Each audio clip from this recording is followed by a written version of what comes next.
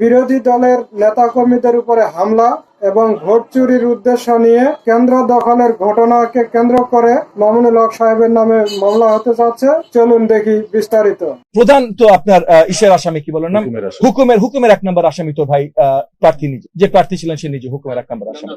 হ্যাঁ, মামুনুল হক 12ই ফেব্রুয়ারি আমাদের আকাঙ্ক্ষার নির্বাচন, সেই নির্বাচনে আমি জয়ী হয়ে এসেছি, আল্লাহ তাআলার অশেষ রহমত। কিন্তু সেই জয়ের মানে জয় পাবার আগ পর্যন্ত অনেক চড়াই উতরাই আমাদের পার হতে হয়েছে। আমাদের প্রতিপক্ষ যারা ছিলেন তারা বিভিন্ন ভাবে অনেক প্রচেষ্টা করেছেন, চালিয়েছেন কেন্দ্র দখল করার। অনেকগুলো কেন্দ্র তারা দখল করতে গেছেন, কিছু কেন্দ্রে তারা দখল করতেও সক্ষম হয়েছেন মানে সাময়িক সময়ের জন্য। সাময়িক সময় যতক্ষণ পর্যন্ত, এবং আমি আবার প্রথমেই ধন্যবাদ জানাই আইন শৃঙ্খলা বাহিনী, আর্মড ফোর্সেস যারা টহলে ছিল তাদের সকলকে, কারণ তারা সকল দায়িত্ব সঠিকভাবে পালন করেছে। যেই জায়গাগুলোতে আমাদের প্রতিপক্ষরা কেন্দ্র দখল করে ভোট চুরির কারখানা করতে চেষ্টা করেছিল, সেই জায়গাগুলোতে প্রথমে আমাদের কর্মী বাহিনীরা থামাতে চেষ্টা করে এবং তারপর আর্মড ফোর্সেস এবং আইন শৃঙ্খলা বাহিনীরা শক্তভাবে তাদেরকে প্রতিহত করে। কিন্তু আইন শৃঙ্খলা বাহিনী পৌঁছাবার আগে বা আর্মড ফোর্সেস পৌঁছাবার আগে কিছু জায়গায় আমাদের নেতা কর্মীদের বিরুদ্ধে ভীষণভাবে হামলা হয়। এবং যেহেতু আমার পরিষ্কার ইনস্ট্রাকশন ছিল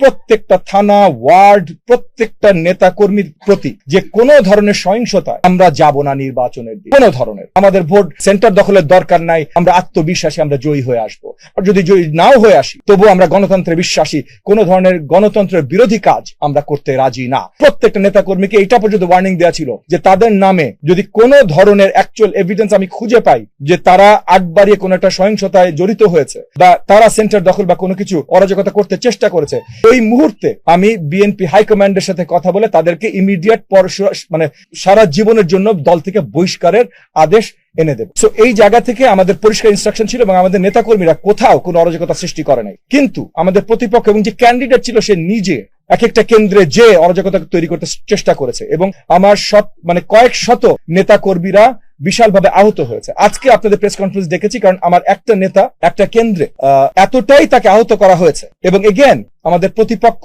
যে ছিল নির্বাচনে, প্রধান প্রতিপক্ষ, তাদের কর্মী বাহিনী এতটাই আহত করেছে যে উনি এখন মৃত্যুর সাথে লড়াই করছেন। তো এই যে মৃত্যুর সাথে লড়াই করছেন, এইটা আমরা কখনোই কোন ধরনের আইনি বিচার ছাড়া ছেড়ে দিতাম না, এখনো ছেড়ে দেব না। এবং বাকি যারা আহত হয়েছে আজকে আপনারা এখানে দেখতে পারেন, অনেকেই যারা আসতে পেরেছেন, অনেকে হাসপাতালে এখনো আছেন, কিন্তু যারা কিছু দূর সুস্থ হয়েছেন, আসতে পেরেছেন, তারা এক্স রে রিপোর্ট থেকে শুরু করে কোন হাড্ডি ভেঙেছে, কিভাবে তারা আহত হয়েছে, রিপোর্ট শুদ্ধ এখানে তারা এসে পৌঁছেছে। যারা আসতে পেরেছে অনেকে এখনো হসপিটালাইজড আছে। এবং এই যে আমাদের ত্যাগী নেতা হায়দার আলী সাহেব, আমাদের হাজারীবাগের নেতা হায়দার আলী সাহেব, উনি এখন মৃত্যুর সাথে লড়াই করছেন। উনার সন্তান, উনার কনিষ্ঠ সন্তান